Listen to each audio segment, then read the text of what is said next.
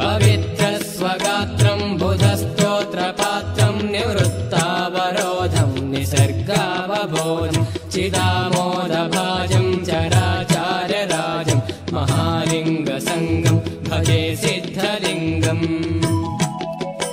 शिवाचारपक्षम् कृपावृत्कटाक्षम् षडद्वारिबीजम् नतामर्त्यभोजम् परित्यक्तरागम् परब्रह्मयोगम् महालिङ्गसङ्गम् भजे सिद्धलिङ्गम् जितारादिवर्गम् गृहीताद्यमार्गम् शताम्नायसारम् तमस्तोमदूरम् परम् शस्कलाङ्कम् निरातङ्कशङ्कम् महालिङ्गसङ्गम् भजे सिद्धलिङ्गम्